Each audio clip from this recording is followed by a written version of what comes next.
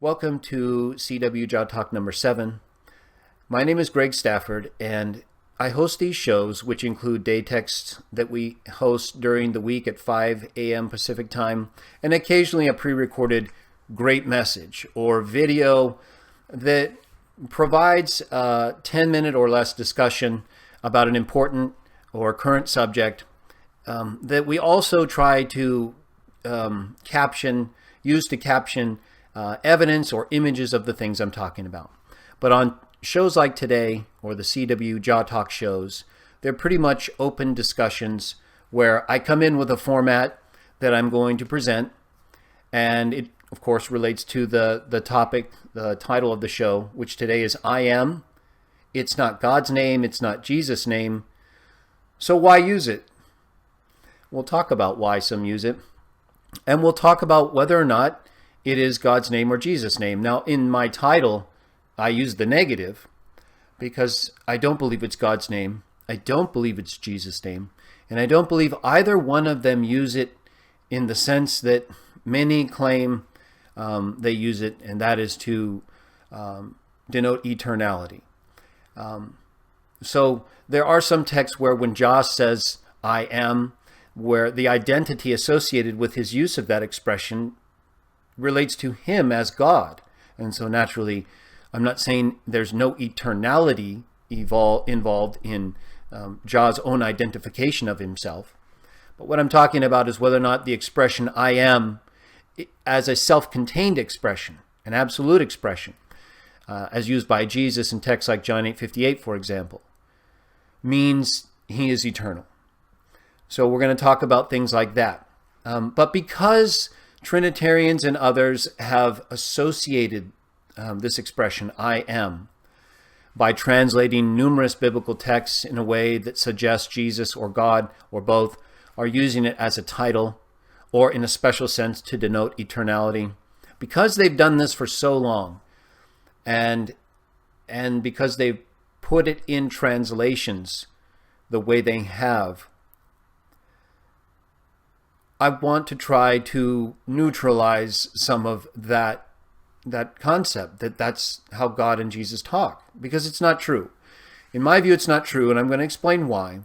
But I choose these titles for a reason. And if I think that the balance of the discussion has been tilted unfavorably in one direction, and for no good reasons, or for reasons that aren't as good as the reasons on the other side, then there needs to be some more balance brought to the discussion before we can really have a proper exchange of ideas. Because really today, anytime people refer to texts in the Bible, like John 8:58 or Exodus 3:14, whether it's in a movie, whether it's in a song, whether it's in a Bible translation, the words I am are the biggest part, and they're what the people make the most about. Whether it's captioning it on a t-shirt or in other ways, using it to try to say Jesus is claiming identity with God, usually in a Trinitarian sense. So we need to talk a little bit about those texts and why this idea of I am has become associated with God and with Jesus, and why others are starting to use it in a secular way for either their own deities or for themselves in a sort of self-deifying way or self-identifying existential way, or where they use it in sci-fi movies like the Avengers movies. So you have Avengers 2 where the character Vision gets born, and he comes out and everyone's looking at him and they ask him who he is, or the question of who he is comes up, and he just says, I am. In this sort of strange way that really doesn't make sense unless you understand the way I am has been and is used by people to refer to God or to Jesus as God, certainly in a divine sense. And then, of course, he gets the Infinity Stone embedded in his head, sort of like the third eye, and so you have these ideas used in these movies. And then in the Avengers 3, you have the character Thanos, where he uses it in a little bit different way than Vision. And he talks about how, fate, you can run from it, you can hide from it, but to what end? And then he talks about how he is here, but he refers to himself and he says, I am here. That's the implication, that he is here now. But he just says, I am. In a way that really is dramatic and I think timed to come out to sort of echo this idea of the divine name, I am. Okay, so what is this all about? Why then are we hearing this expression, I am, used in these ways? And why is it associated with the biblical God and with the biblical Messiah? Let me share with you a text that doesn't involve either one of those to start things off with. We're going to read in the next part of this show here, before we start getting into some interaction with some of the chat. We're going to read several texts and talk about them. But the first one I'm going to read doesn't involve, is not, I should say, Jesus or God speaking or saying I am. It's someone else. And it's probably someone you've not heard of before.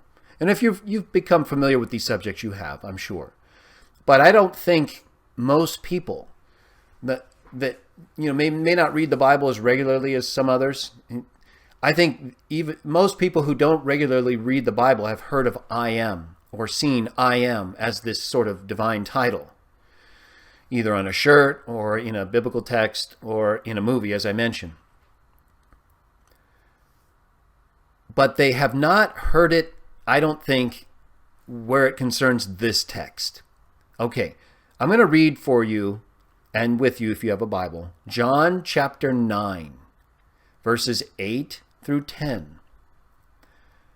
And I'm going to read from the New World Translation. The reason I'm doing that, I haven't translated every text, first of all. And while I do use other Bibles, and I have no problem using other Bibles, the New World Translation really lends itself to this discussion because of the way that it handles certain texts and the way that certain Trinitarians and others have taken issue with the New World Translation over this question of I am.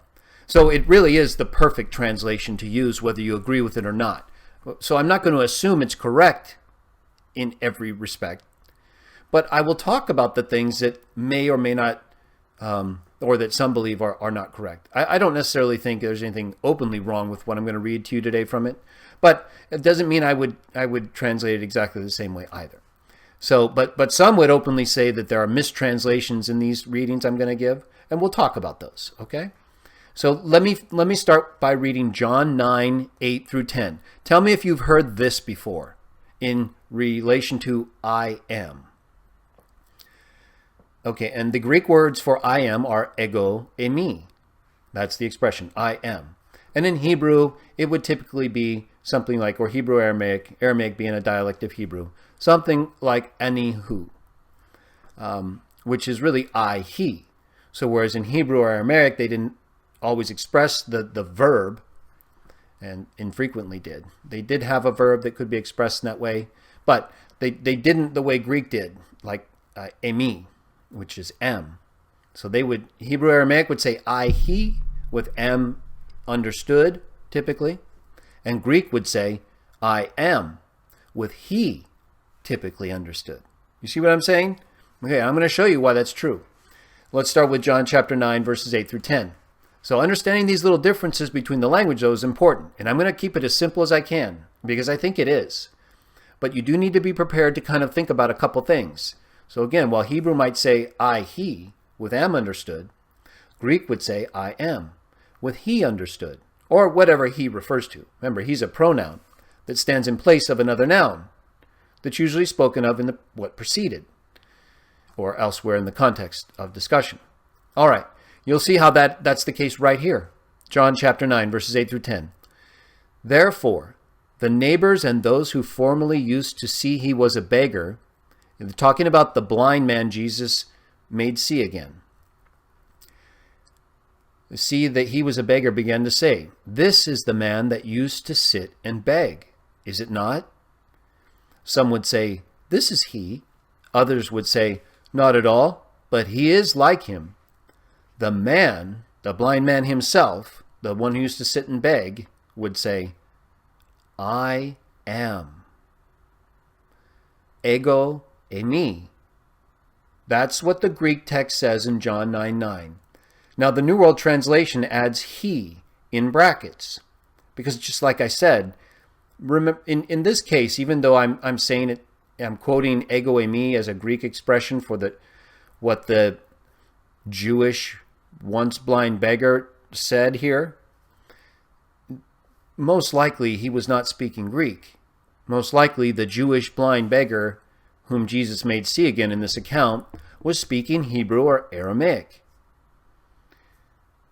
So, but John, and whoever translated John's work into Greek, if it wasn't John, used ego eimi, the exact same words that you're going to see and that some already know are what are used by Jesus in a few verses earlier. We're going to come to John 8:58 at the very end. We're going to come full circle. Okay, remember I told you I picked these verses for a reason. All right, so here we have. Now, notice the reaction. Okay, so the once blind beggar says in response to them, and they're questioning, who is this guy? He's not the same because he's not blind and he's not sitting and begging anymore. And so his reply is, ego eimi. This is the most absolute way you could respond to someone using this expression. And so clearly, well, let me read the rest of the account, because I was going to say clearly he's not claiming to be eternal here, right? I mean, we've already kind of accepted that based on the fact that he was a once blind beggar. But he's using the expression that some claim that another text, namely, 8-10 verses earlier, John 8:58, is using in a self-contained way as an expression denoting eternality. And then they're claiming to just 8, 9, 10 verses later, John, or whoever translated his work, used the exact same Greek expression, ego eimi, for a once blind beggar that was just used to denote the eternality of Jesus, or where he claimed to be the I am God. So it's not just John 8:58, as we're going to see, where it's John 8:24, 8:28. We'll get to John 8 later. But notice here, again, the once blind beggar uses the exact same expression, ego eimi. And the New World Translation, I think correctly, I don't even think they really needed to put brackets. I don't see a problem with it, I guess, but because I believe, as I said, that it's implied. Anyone who's familiar with Hebrew Aramaic and who understands that the expression equivalent to ego eimi is any who, would understand that he is implied here by the Greek ego eimi, right? Because otherwise it doesn't make sense. Or he, if it's not he, then it's the one they're talking about, the once blind beggar. It would either be I am he, or I am the one who was once blind and who doesn't seem like he was once blind. So ego eimi is used to introduce either the implied predicate, the implied noun, he, or the whoever he refers to in this case. And it's not that eimi is not a predicate. This used to be an issue with Nelson Hurley and Rob Bowman. They used to get, and they both got off on this subject, and I think Bowman wrongly so, because he criticized Hurley incorrectly, I believe. I've written about this a lot, and I'm going to put my links in the discussion below. And if you want to see more, just go to the ElihuBooks.com topical index, and just go right down to CWJah or to the text index, and you'll see a number of links to John 8:58. So I've written extensively about this subject and about numerous issues related to it, including the New World Translation footnotes. Okay, so my point is that I'm not talking about eimi as a predicate. I'm talking about the implied predicate that the New World Translation is here using he for, because that's who they're talking about. Otherwise, it wouldn't make sense in the translation. If he just says I am, The man would say, I am. It just becomes more existential, which is part of the problem, right? It's not a complete expression. It's not even a complete representation of the language that the once blind man was likely speaking. Aramaic and Hebrew, anihu. So that's why you'll see also in other translations, whereas they'll just put I am for when Jesus uses ego eimi, here some will use he, like the New World Translation. Okay, so this is unquestionably an instance within a few verses of Jesus' use several times in John 8 of ego eimi, of a use of ego eimi in John 9, where the person is clearly not claiming a title belonging to God, and he's clearly not claiming to be eternal.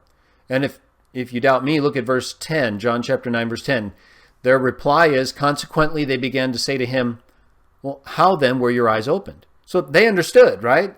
He says ego eimi, right? There's no predicate. I'm talking about the express noun. There's no express noun describing the subject. Unless you're going to claim that it's a self-contained expression, right? Like they do sometimes. That's not what I'm talking about. They understood very clearly what the implied noun was because they didn't question it. They heard it. Anihu, ego eimi. Okay, we know you're claiming to be that person. Well, then how were your eyes opened? There was no question in their mind because it wasn't the expression itself that was identifying him. It was how the expression was used to identify a person. In this case, the once blind beggar.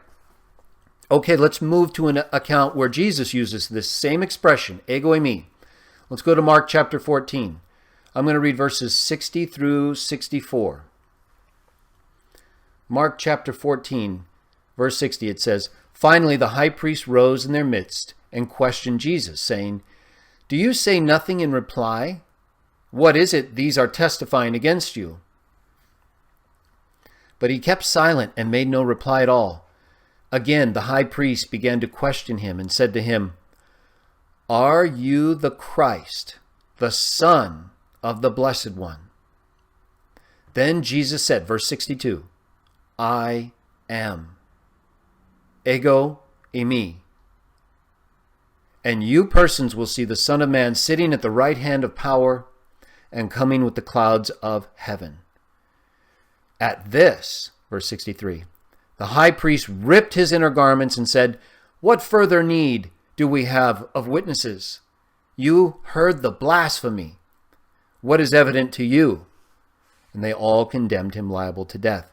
Okay, this is very important in a number of ways because, as you're going to see later, part of the reason why Trinitarians have cited some of the texts, like in John 8:58 or in John 18, is the way people react.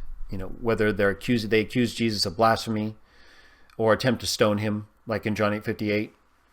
So they claim that Jesus' use of ego eimi wouldn't have brought about this reaction. That there's a difference between the once blind beggar. You see, they didn't react, even though the exact same expression, right? They're claiming the exact same expression used by Jesus was so obviously a reference to him being God or claiming to be eternal that they accused him of blasphemy. That's not what happens here. What happens here is he is put on the spot by the high priest, and he is asked, Are you the Christ, the Messiah, the Son of the Blessed One? Just like in John 9, the people were asking about the once blind beggar. Is it him? Oh, it's someone like him, but it's not him. And he responds, I am he. Yeah, I'm that once blind beggar. Here they're asking Jesus, Are you the Christ, the Son of the Blessed One? Jesus responds, I am. Ego eimi. Anihu. Aramaic Hebrew, or the equivalent in whatever dialect he was speaking. His response is to affirm what he is being put on the spot to accept or to deny or to not respond at all as he had done previously. But here, he is not holding back. And he goes on to say, you'll see the Son of Man sitting at the right hand of power. Sitting at the right hand. So at whose right hand is he? Everything in his response is both affirming he's the Christ, the Messiah, the Son of the Blessed One. Jah. He's not claiming to be Jah here.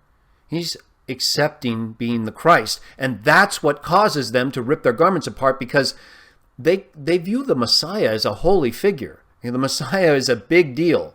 Was not a small deal to these people, even if they rejected Jesus.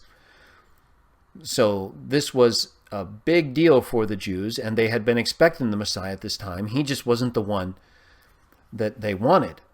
He didn't fulfill their ideal Messiah, even though he fulfilled the text that described the Messiah, including Isaiah 53 that talks about him giving his life for the sake of many.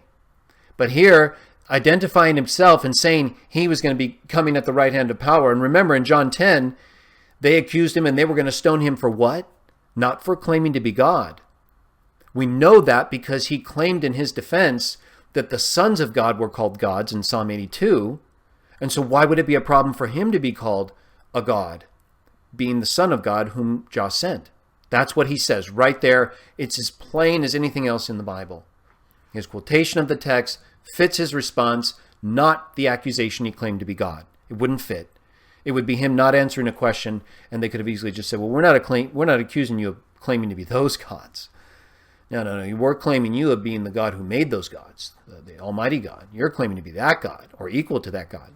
That wouldn't fit his reference to that text that refers to the sons of God as gods. So, again, they were not prepared to accept that either.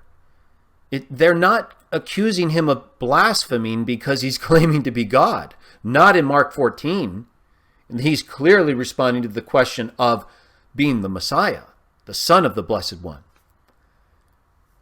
So, and in John 10, he's clearly, by his response and quotation of Psalm 82, he's clearly being accused of claiming to be a God, because he was claiming to be the Son of God, which he understood to be the same as the sons of God, in the sense that, like the Hebrew term B'nai Elohim means you are of that category. You are a God in that sense. You are either individually a God representing your own will, or you're an individual spirit representing only Jah's will, like Jesus does. Same thing, only he's the firstborn, the Son of God. That's why he's spoken of in those unique ways. But it doesn't take away from the fact that he's still Jah's son. And so those accounts tell you right there that they're prepared to stone you for claiming either to be a son of God or for claiming to be the Messiah, the Son of the Blessed One, right here, Mark 14. All right, so here you have two uses of I am. Neither one of them are claiming to be God or to be eternal. One is claiming to be the once blind beggar, and the other is claiming to be the Christ, the Son of the Blessed One. Now let's go to Exodus chapter 3, and we're going to read verses 11 through 14 to start. Exodus chapter 3, verse 11 reads, However, Moses said to the true God, Who am I that I should go to Pharaoh, and that I have to bring the sons of Israel out of Egypt? To this he said, Because I shall prove to be, this is Jah talking, I shall prove to be with you. And that's a use of the verb you're going to see in verse 14. Because I shall prove to be with you, and this is the sign for you, that it is I who have sent you. This is the sign. Notice this is very important. After you have brought the people out of Egypt, you people will serve the true God on this mountain. Nevertheless, verse 13, Moses said to the true God, Suppose I am now come to the sons of Israel, and I do say to them, The God of your forefathers has sent me to you, and they do say to me, What is his name? That's question number 1. Then he says, What shall I say to them? That's question number 2. 2 questions there at the end of verse 13 that Moses is asking God. What is his name? What should I say to them if they ask, What is his name? And what shall I say to them? You'll see why there's 2 questions here in just a second. Verse 14. At this God said to Moses, I shall prove to be what I shall prove to be. And he added, This is what you are to say to the sons of Israel. I shall prove to be has sent me to you. Now in other Bibles, King James, most other Bibles, you're going to read, I am who I am, or I am that I am. And then in the last part of verse 14, it will say, I am has sent me to you. Okay? Now, the reason why the Hebrew verb that is used here is haya. And it's used in what we call the imperfect form. Again, I'm going to try to keep this simple because I think that's the best way. And I've written on this extensively. If you want more technical information, we may have some discussion later on, but you can get it on my topical index as well. So I'm going to skip some of the technical stuff, but I'm going to comment a little bit. So we're dealing with a form of the Hebrew verb haya, which does mean am, like Amy.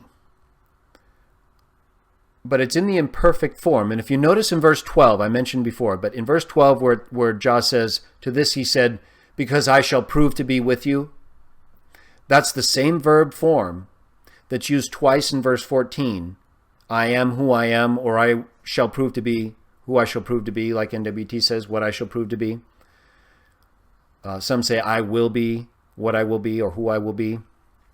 It's the same verb, okay? And he's talking about, now some may say, well, we could translate it, I am with you there as well. But it's really describing more of what's coming in terms of the sign that is going to be with Moses. And what is that sign? The sign, so we'll set aside whether you should translate Jehovah. Jehovah is the imperfect form of haya. Okay, again, that's the verb used twice, the verb form used twice in verse 14, and then once here in verse 12. Okay, so we'll set aside how we should translate it, I will be or I am. Most often I will tell you that Hebrew imperfect should be and is, I would say, translated with a future sense. I will be. But not always. Okay, so we'll set that aside for now. But more important for this discussion, notice verse 12. To this he said, because I shall prove to be with you. And this is the sign for you that it is I who have sent you. Very important here. Let's go back. Because I shall prove to be with you. Because Jehovah with you. In the Greek, the Septuagint, the primary or main translation of the Greek text, it uses the future form of Amy here, which is esamai. And in verse 14, as we'll talk more in a moment, it uses the present participle form, haon, or which you could translate as the existing one, or the one who is present. Okay, but notice what is said in verse 12. This gets overlooked so often. It's very important. This is the sign for you. So Jehovah, or him being with Moses, is the sign that he is the one who sent Moses. In other words, they're going to find out because he's going to be with him. And we all know the rest of that story and how Jah was with him and the things that he did. Okay, so, but this is the sign, Jehovah. And this ties in more importantly with why he talks the way he does in verse 14. So Moses then says, okay, I know these Israelites and I see you, I'm talking to you. But what if they say, okay, we've heard of this God, but what is his name? And what do you want me to say to them? Two questions. And this is after Jah just told him that the sign is Jehovah. He will be with you. So Moses says, okay, so if I come to them and then they say, this is the God of your fathers, but they say, well, what's his name? Verse 14, God says to Moses, Jehovah asher Jehovah. I will be who I will be. I am who I am. Let's set aside which one it is for now in the Hebrew sense. And then it goes on in verse 14. This is what you are to say to the sons of Israel. Jehovah has sent me to you. Remember what the sign is in verse 12? Jehovah. So what he's doing in the way he's talking in verse 14 is reinforcing what he said in verse 12.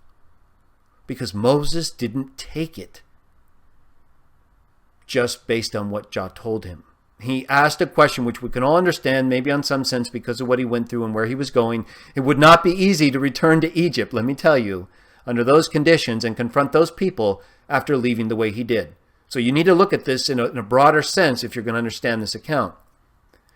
But what I want you to remember most from this specific part of our discussion is that the reason Jah answers to Moses in verse 14 the way he does, with the double ehyeh.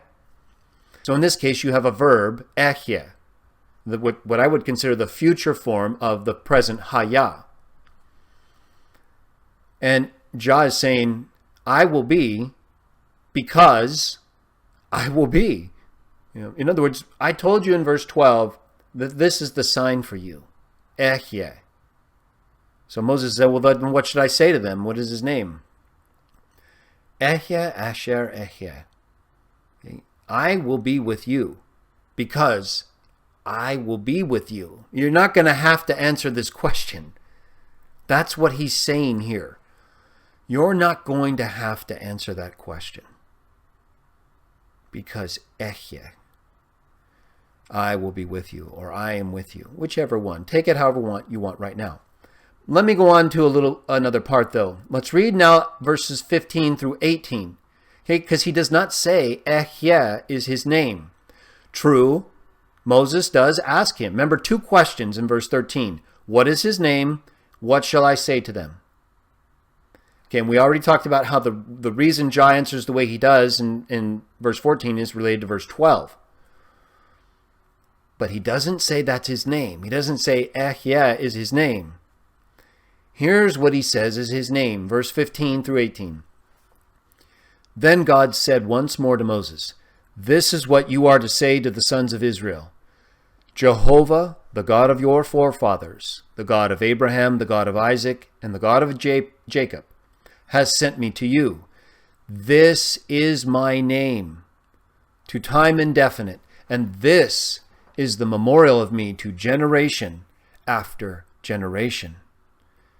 Verse 16, you go, and you must gather the older men of Israel, and you must say to them, Jehovah, not ehyeh, Jehovah, God of your forefathers, has appeared to me, the God of Abraham, Isaac, and Jacob, saying, I will without fail give attention to you and to what is being done to you in Egypt. Verse 17, and so I say, I shall bring. Now that's an imperfect form of the Hebrew verb Allah. And that's why you'll see almost every translation. And of course, he hasn't yet brought them out, right? But I highlighted this part because here you have another imperfect verb form. Okay, verse 17.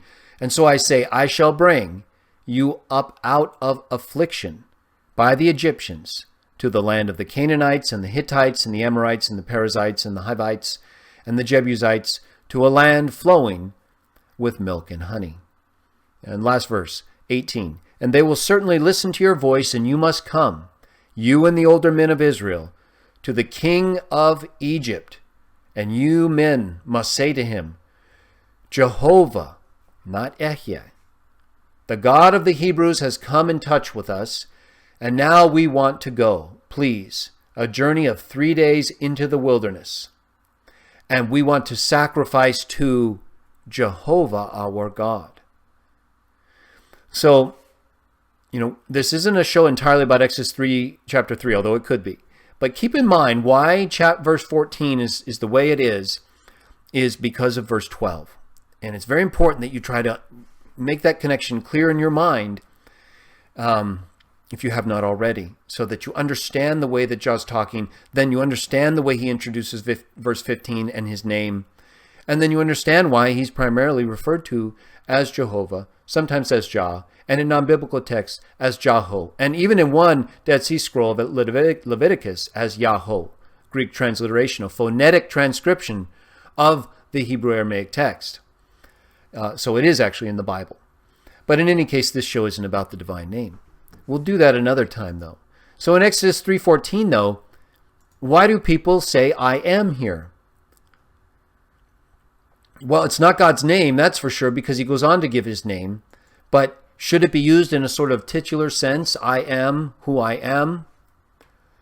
that's not the common way to translate Hebrew imperfects. And it's not the way that Ehyeh is typically translated in verse 12. It's not the way the imperfect is translated of Allah in verse 17.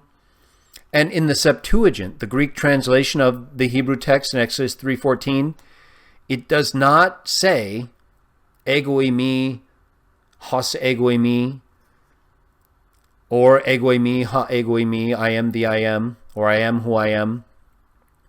It says ego eimi, ha on. I am the existing one. Or as in Brenton's translation, I am the being. I think he says that. Either way, it's a present participle form of the verb eimi, and it means existing, or the existing one. I am ego eimi, the existing one. So it was not understood as a name or even as being introduced as a name. Remember Asher? So in the Hebrew you have Ehyeh, Asher, Ehyeh. The first Ehyeh is I am, or I will be, because, who, that, or since I will be, the relative participle, introduces the description of the preceding verb, Ehyeh. So Ehyeh describes Ehyeh. He's reinforcing who he will be and why Moses should trust in him, and how that's the sign, verse 12. But it was not introduced in the Greek as ego eimi. Ego eimi was not introduced as a description of the first ego eimi, or even as just if it were just ego, which is sometimes the case. And it's not always the case where you have both ego eimi. But they could have introduced that in a way where ego eimi, in fact, was a further description of ego eimi. That's not what they did. They used ha'on to further describe ego. And that is the exact expression used in Revelation 1:4, ha'on, of the one who is differentiated both from the spirits who are before his throne and from Jesus Christ. It goes on to say in the rest of that verse. So you have here in Exodus 3:14 no introduction of ego eimi as the name of God or as the further description of ego, of the subject, or of the first Ehyeh in Hebrew. In the Greek, you have the existing one, or ha'on. And in the text we're going to get to in just a moment, in John, none of them use ha'on. Not one of them. In fact, there isn't a text anywhere where Jesus calls himself the ha'on. Or, as you'll see in a minute, where he calls himself the I am. He just uses it the same way he used it in Mark chapter 14, before the high priest, in responding to a question or in introducing himself and his identity according to the context. The same way that God does in context in other books like Isaiah and elsewhere, where he uses the equivalent in Hebrew or in Greek, but the Greek doesn't always follow the Hebrew in the Septuagint in these texts. But where Jah will say anihu, where he's referring to himself, and he refers to, like it does in the case of John 9, the subject of the discussion, or the noun that the pronoun stands in place of, or is implied in place of. He in John 9 referring to the once blind man. Or he in Isaiah, where Jah is speaking, referring to himself as God. I am he. I'm the one who did these things. Read the context. In every case, you'll find that he's talking about himself as God, not as the Messiah, and certainly not as a blind man, or as the son of himself, the son of the Blessed One, like in Mark 14, the Christ. It's always according to the context. So that's why I introduced this discussion with John 9 and then Mark 14, so that when we go to Exodus 3, we could both get a good sense of what Jah is saying to Moses, what is the name that he actually gave him, in addition to the sign, which is the Ehyeh.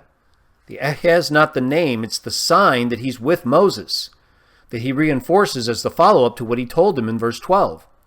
Reinforcing in verse 14 is what I mean. And then he goes on to give his name. Okay, so let's go to some of these texts in John.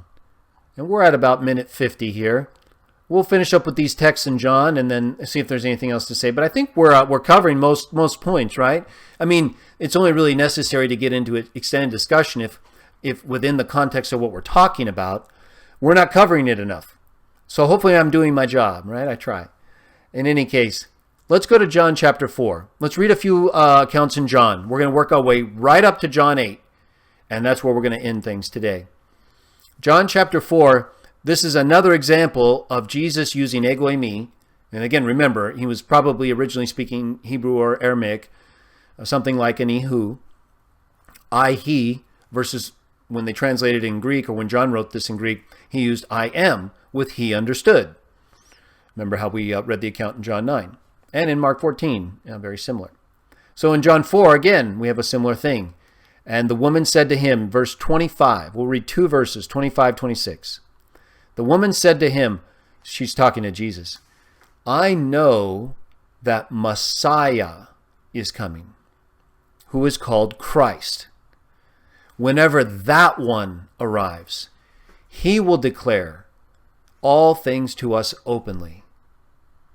Right after she says he will declare things to us openly, here's what he says. Jesus said to her, verse 26, I am ego eimi. That's what he says. According to the New World Translation, and he does go on to use the verb speaking, but he uses ego eimi. I am. I am he, the one speaking to you. I am he. The one you're talking about, I'm he. The guy speaking to you is he. That's what he's saying. He's responding to what she's saying using ego eimi and affirming that he is, just like we read in Mark chapter 14, the Christ. He's not calling himself God here. He's not claiming to be eternal. He's calling himself the Christ, or he's accepting that he is the Christ. The implied pronoun he stands in place of the nouns Messiah, Christ, that one that the woman is talking to him about. Himself. Okay, let's move on to John chapter 6. Let's read verses 18 through 21. Also, the sea began to be stirred up because a strong wind was blowing. However, when they had rowed about 3 or 4 miles, they beheld Jesus walking upon the sea and getting near to the boat, and they became fearful. But he said to them, Ego eimi, have no fear. Therefore, they were willing to take him into the boat, and directly the boat was at the land to which they were trying to go. Okay, so in this account, Jesus is using ego eimi simply to tell them that it's really him. That even though they see him walking upon the sea, though a strong wind is blowing about, and they're terrified, he calms them down. It's me. Have no fear. Right? What else would have calmed him down? Not someone unknown. So this is another example where he is affirming that it's him. It's the one they know. And so they took him into the boat. They didn't identify him as God. There's nothing here that suggests eternality. Just another use of I am as a way of saying I am he. It's me. In fact, that's how the New World Translation has it. It is I. All right, let's move into a couple other texts in John chapter 8. We're going to finish here. But these are some of the more well-known and used ones because there are certain implications that are associated with them. Let's start in verse 21. And there it reads, Hence Jesus said to them again, I am going away, and you will look for me, and yet you will die in your sin. Where I am going, you cannot come. Therefore the Jews began to say, He will not kill himself, will he? Because he says, Where I am going, you cannot come. So he went on to say to them, You are from the realms below. I am from the realms above. You are from this world, I am not from this world. Therefore I said to you, You will die in your sins. For if you do not believe hoti ego eimi, or that I am, if you do not believe that I am, you will die in your sins. Now this is a big one. Bigger maybe even than John 8 not as popular, but I get a lot of Trinitarians and others who quote this text, and many of them are, sincere. Remember, I'm not here to create antagonism. I know I've been involved in discussions with Trinitarians in the past, and I'm more than willing to do them now, as you see. My goal is not to create enmity or division among anybody, let alone Christians. But we already have these issues, as I said when I started the show. We have translations, we have texts, we have people reading them like John 8:24, thinking, if I don't believe Jesus is I am, a title of God, which they link back to Exodus 3:14, which we showed doesn't call God I am. Sometimes they link it with expressions that God uses in Isaiah, like I am he or any who, but they're identifying himself as God. But here Jesus says, if you do not believe that I am he, the New World Translation does, just like it does in John 9, I am he, right? Ego eimi is the Greek equivalent of any who. Any who means I, he. Hebrew doesn't always express the verb. It does in Exodus 3:14. Remember, that was a different type of text. But in the Isaiah text and in other texts, Jah often just says anihu, or someone might say anihu, or even just ani or ego. Sometimes, they're not as complete as the verses we're talking about. But Jesus here is using the Greek equivalent, just like we saw it used in John 9:9 and in Mark 14, with he implied. And remember, he was not likely speaking Greek. Jesus was not speaking Greek here, almost assuredly. So he was likely using an expression like any who. So when people take issue with the New World Translation's use of he in brackets, it's silly, because what are they saying? That Jesus didn't use he or who in his actual language, in talking before it was translated in this way? I think most who really know what they're saying would not claim that they would say he was claiming or saying ani who. And then they would try to argue that means the same thing as it means in Isaiah. But, we know the context is different. My point is, there's nothing wrong with he here. That's exactly what he was likely saying when he was speaking Hebrew or Aramaic. That's what who means. So there's nothing wrong with they wouldn't even need to use brackets here, because it's so obviously a translation of an expression like any who. I am he. So Jesus says in verse 24, I am he. Unless you believe I am he. Who's he? Well, in John 9:9, we know he there was the once blind beggar, right? There's no self-contained meaning within these uses of I am. They each are context-based. Whether it's John 9:9, Mark 14, Exodus 3:14, there's no absolute meaning communicated in any of these texts to this point that I am would stand on its own as a known self-contained expression, right? It's always who they're claiming to be. That's why in John 9:9 they didn't try to stone the blind man. They understood that the he was implied because of the language he was actually speaking, and that referred to him as the once blind man. The same in Mark 14. Yeah, they did try to kill him there, but they didn't accept him as the Christ, the Son of the Blessed One, the same as they didn't accept him as the Son of God in John 10 and tried to kill him. And we're going to see they tried to kill him again here in just a second, and for a similar reason. So John 8:24, what's he claiming here? Why is he claiming that they're going to die if they don't believe that he is he? Well, as you're going to see, he's talking all about himself as the one sent by the Father, the Messiah, the Christ, just like we read about in Mark 14, John 4, and with John 6, it was referring to himself more in the self-identifying way. But let's go on and read John 8:25 through 42. Therefore they began to say to him, who are you? So they didn't understand this expression really. They certainly didn't understand an ihu or ego eimi in a way that causes them to react like they do later in this account. So they say, who are you? And Jesus said, why am I even speaking to you at all? I have many things to speak concerning you and to pass judgment upon. As a matter of fact, he that sent me is true, and the very things I heard from him I am speaking in the world. He was frustrated with them, by the way, in verse 28, because he's been telling them who he is the whole time. Right? He told the woman in John 4. He's been telling the Jews up until this point. He told them in John 6. He told them in John 7. And he's telling them in John 8. I just can't read all of the accounts for you, but it goes on to explain, so that's why I chose these texts. Okay, so, and then he says in verse 26, I have many things to say. As a matter of fact, he that sent me is true, and the very things I heard from him, the Father, Jah, I am speaking in the world. They did not grasp that he was talking to them about the Father. Therefore, John 8:28, here's another use of ego eimi. Therefore, Jesus said, when once you have lifted up the Son of Man, then you will know that I am he, ego eimi, and he who. Again, the he is appropriate here. NWT uses it in brackets, that I am he, and that I do nothing of my own initiative. But just as the Father taught me, I speak these things. And he that sent me is with me.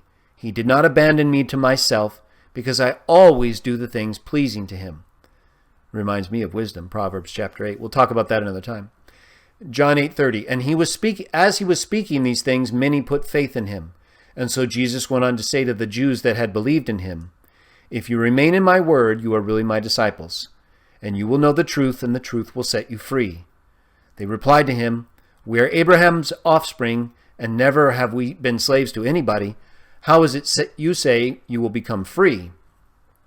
Jesus answered them, verse 34, most truly I say to you, every doer of sin is a slave of sin. Moreover, the slave does not remain in the household forever. The Son remains forever. Therefore, if the Son sets you free, you will be actually free.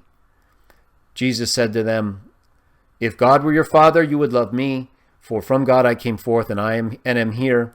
Neither have I come of my own initiative at all, but that one sent me forth. Verse 42. And I read the extent of those verses because I wanted you to get a sense of what he's talking about here. Being freed from sin, right? The things the Messiah would do. Isaiah 53, Zechariah chapter 12, that he would be pierced for the sake of many. And here he says he would be lifted up. When once you have lifted up the Son of Man, then you will know that I am he. I am the one you're supposed to believe in. I'm the one, he says here several times, didn't come of his own initiative, but was sent by the Father. That one. Can you imagine the God of Exodus 3:14 or Isaiah saying he's not talking to you, he didn't come because he wanted to come at all or because he desired to or it was his initiative. Jesus may have desired to. But what I'm saying is, can you imagine the God of Exodus or Isaiah saying that someone else is the reason why he's here? That he's not doing anything according to his own will. Could you imagine that? The God of Exodus 3:14 and the God of Isaiah saying that? Okay. So these things are actually pretty clear, right? We're using these expressions, ego eimi. He's calling himself the Messiah, the one whom they should believe, whom they are going to lift up, according to Isaiah 53, and pierce, according to Zechariah 12, and who can actually free them from their sin. The one who was sent by God, their Father, according to verse 42. Now, let's move to our last ego eimi text for today. And it's probably the most famous next to Exodus 3:14. And it's John 8:58. But I'm going to read John 8:53 through 59. So I think to this point, really, Jesus' use of ego eimi has been contextually defined, whether it's Mark 14, whether it's John 4, John 6, John 8:24, 8:28, just like John 9, okay, and Exodus 3:14. These are all very easy to explain when you read them and you don't just look at them and they're capitalized in certain English translations as if they all relate to the same thing. That's the part that we have to try to get by because it's not correct. Those are not correct translations or way of presenting these texts. I hope you see why. Either way, let's talk about the last example. John 8:58, verses 53 through 59. I'll read them from the New World Translation. And again, I'm doing that because it's the best translation in relation to these issues because of the way it departs from what you might consider the norm or more typical translation, at least verse 58. All right, verse 53. You are not greater than our father Abraham who died, are you? These are the Jews in this context talking to Jesus. Also, the prophets died, they say in verse 53. Who do you claim to be? Verse 54. Jesus answered, if I glorify myself, my glory is nothing. Now let me ask you Trinitarians, could you imagine the God of Isaiah saying that? You who claim that Jah, God, would never share his glory with another? Would you ever hear the God of Isaiah say that? No, I don't think so. You'd hear the son of that God say that, though. I'm pretty sure of that because it's what he says. John 8:54, Jesus answered, if I glorify myself, the very thing the God of Isaiah does, by the way, my glory is nothing. It is my Father that glorifies me. He who you, the Jews, say is your God. This is one of the best texts to use to show the Father is the Jewish God. Jesus says it right here. The God that you all claim to worship, it's not me. It's my Father, the one who sent me.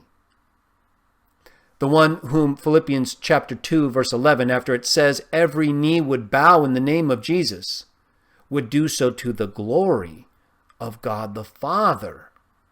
Can you imagine the God of Isaiah or Exodus 3 having all the knees bow to him, like Isaiah says, by the way? Philippians 2 is quoting Isaiah. To the glory of another God? Or another anything? I don't think you could read Isaiah, those texts, in those ways and think that that God of Isaiah would ever be the one to whom people bow so that another is glorified. He is that one. That's why Jesus calls him that. That's why Jesus says, the one who you say is your God. All right, let's finish this up. Verse 55 through 59. And yet you have not known him, but I know him. And if I said I do not know him, I should be like you, a liar. But I do know him, and I am observing his word. Abraham, your father, rejoiced greatly in the prospect of seeing my day.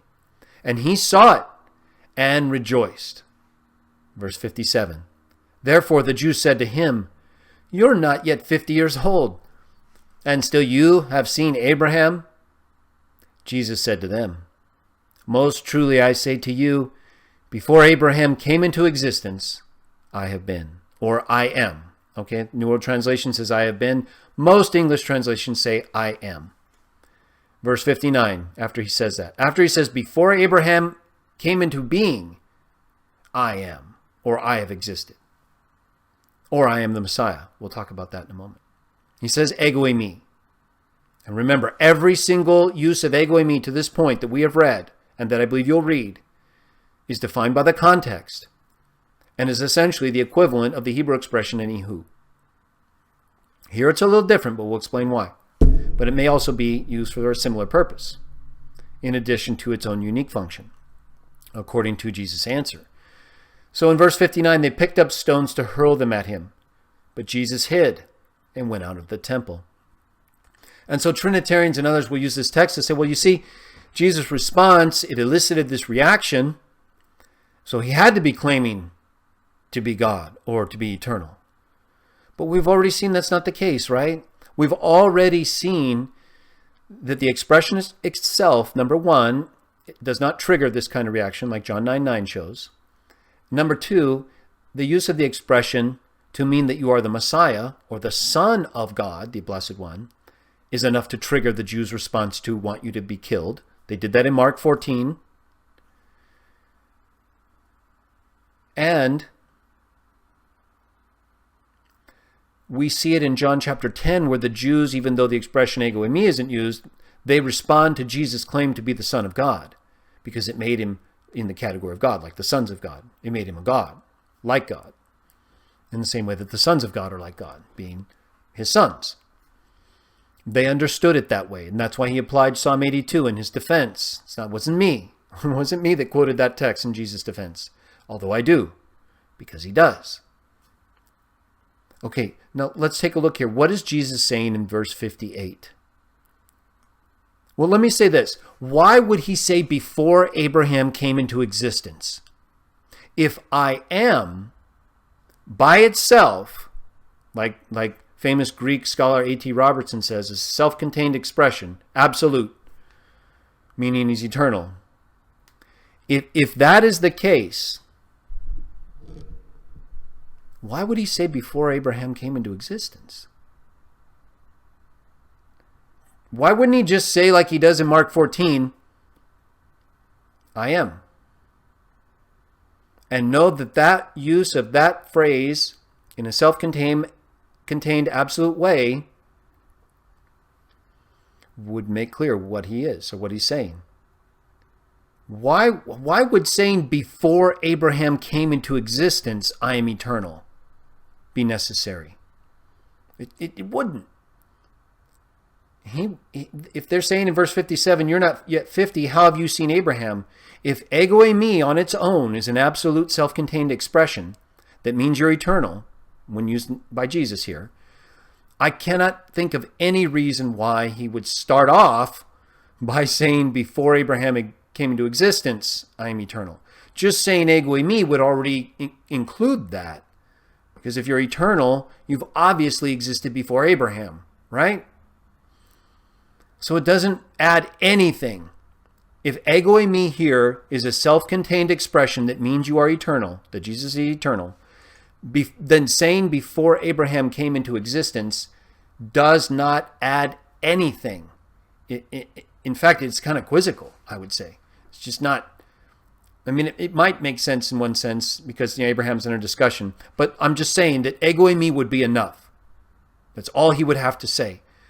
But what he does say, the way he says it, by using a past expression together with a present verb, it is what Greek grammars and what Greek scholars have defined more than just once and fairly recently, and which we can show by example. Just check my writings. I've responded to everyone. I've responded to Bowman and to others who have taken issue with these things. And the fact is we can show. We have grammar on our side here. That the use of a past expression with a present tense Greek verb or present verb can contain the expression or gather up the expression from the past to the present and be translated like the New World Translation does, I have been. Or as one grammarian does, since I have been. Before Abraham came into existence, or I have been in existence since before Abraham was born, something to that effect. And so, while the exact grammar of the New World Translation may not be, perfect in every respect, that's not the point. Certainly, those that say I am here are the worst. Those are the worst in terms of grammar, because they're just basically saying that Jesus is either using the divine name, and so it stands on its own, or he's claiming to be eternal, and so again stands on its own. But that doesn't make any sense with the preceding expression before Abraham came into existence, and it requires all these other explanations and associations with Exodus 3:14, like we've shown, is not there. God does not say, I am there. He says, Ha'on, I am the Ha'on. So by Jesus saying ego eimi here, it doesn't bring up Exodus 3:14 at all. And remember, John goes on to write, or the translator of John's Gospel goes on to write just a few verses later. He puts these exact same words in the once blind man's mouth to identify himself. Now look at what they're asking him here. If you notice, in verse 53, at the end, they say to him, who do you claim to be? And that's one question. And then they ask him another question in verse 57. How have you seen Abraham when you're not even 50? And so I believe that Jesus' answer in verse 58 is to both of these pending questions. He explains who he claims to be, just like he did earlier in verse 24, verse 28, John 4, John 6. Well, it was a little bit different in John 6. It was less specific to being the Christ. Mark 14. So he answers it by saying, I've seen Abraham, because before Abraham was even born, I have existed. I am. And again, I am can be used, as we've shown with these other texts, to introduce a person's identity. In this case, the Messiah, just like Mark 14 and John 4, because that's who he is. Just like in John 8:24 through to this point. That's who he's saying he is, the one the Father sent. But he's doing more than that. He's not just using ego eimi like he's using in verse 24 and 28. Same thing. But the difference, excuse me, the difference between John 8:58 and John 8:24 and 28 is that here he's using ego eimi in a dual sense. The translation is of John. Because it functions together with the past expression. Grammatically, it is connected to before Abraham came into existence. Ego eimi is connected grammatically to before Abraham existence. And the connection, when translated properly, does not involve ego eimi as a name or as an absolute expression that can stand on its own to represent eternality. As we've shown, it's an expression that translates the Hebrew Aramaic equivalent anihu, which means I, he. And he is the pronoun that stands in place of the understood noun from the context. Whether it's the once blind man, John 9, whether it's the Messiah, John 4, or the Messiah, Christ, Son of the Blessed One, Mark 14, or whether it's the ha'on of Exodus 3:14, ego eimi ha'on. So there it's expressed, but the point is that you have to look at the context in order to see who we're talking about. Or in like Isaiah, it's clearly referring, he there, anihu, is clearly referring to another noun in the context. That's what pronouns do. And that's what it's doing here. He's referring to himself as the Messiah whom Abraham saw. Notice what it says here.